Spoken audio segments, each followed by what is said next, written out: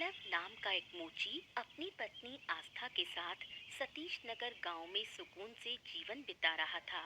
उनकी शादी को कुछ ही दिन हुए थे। पैसों की तंगी थी, मगर आपसी समझदारी गजब की थी। सुख दुख में साथ चलते हुए उनका समय अच्छा बीत रहा था। पर एक ही समस्या थी। प्रणव और आस्था पति पत्नी तो थे, लेकिन उनकी माँ बिमला देवी और कोकिला देवी एक दूसरे को बिल्कुल पसंद नहीं करती थीं। दोनों के घर आस-पास थे और रसोई बस एक ही थी। रोज रोज की तकरार ने प्रणव और आस्था की जिंदगी को नर्क बना दिया था। मुझे अब इस घर में एक पल भी अच्छा नहीं लगता।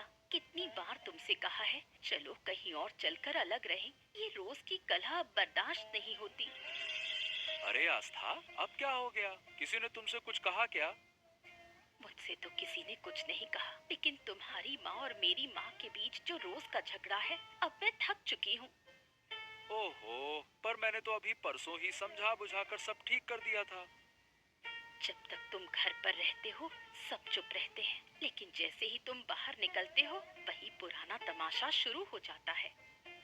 अरे मुझे समझ नहीं आता कि ये लोग क्यों नहीं समझते हैं कि अब वो सिर्फ पड़ोसी नहीं रहे, अब तो रिश्तेदार बन गए हैं। फिर भी झगड़ा करना नहीं छोड़ते हैं, हद है। झगड़ा करेंगी, फिर एक एक करके मेरे पास आकर एक दूसरे की बुराई करेंगी।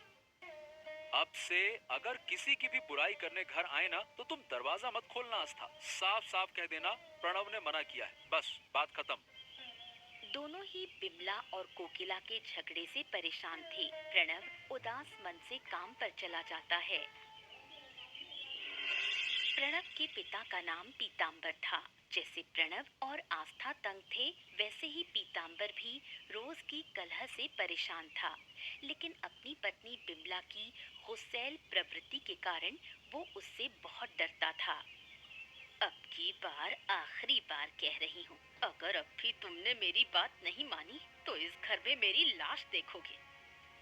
अरे अब क्या हो गया? मैं तो बस घर आया हूँ, अब इस बात पे इतना गुस्सा क्यों?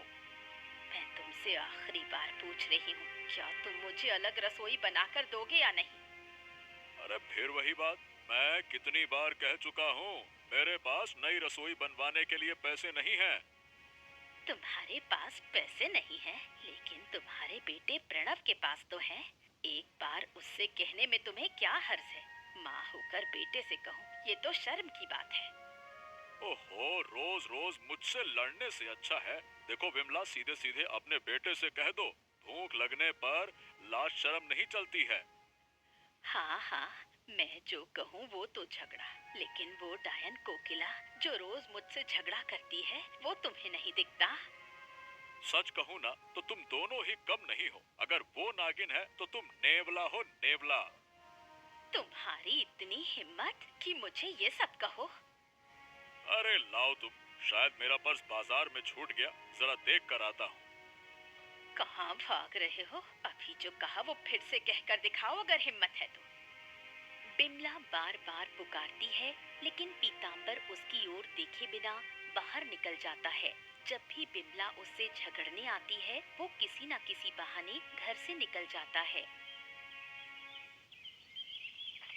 आस्था की माँ कोकिला देवी 60 वर्षीय एक बुजुर्ग विधवा महिला थी। उनके जीवन में बस एक ही अपना था, उनकी बेटी आस्था। जब भी उनकी बहू बिमला से झगड़ा होता, तो वो आस्था के पास आकर बिमला की बुराई कर अपनी भड़ास निकालती थी। माँ, रोज तो दोपहर में खाना खाकर सोती हो, आज अचानक मेरे घर कैसे आ गई?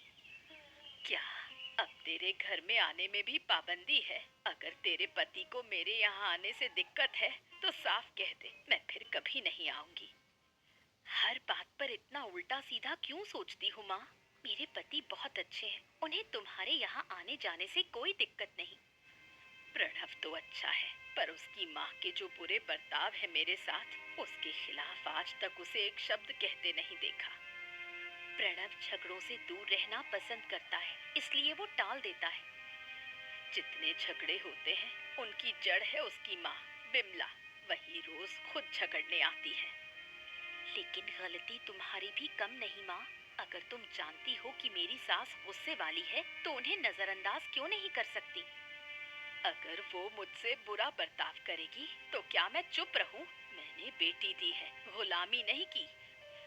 माँ, मैं कितनी बार समझा चुकी हूँ, मगर तुम मानती नहीं। अब से तुम्हारे झगड़ों की बातें मुझसे कहने मत आना।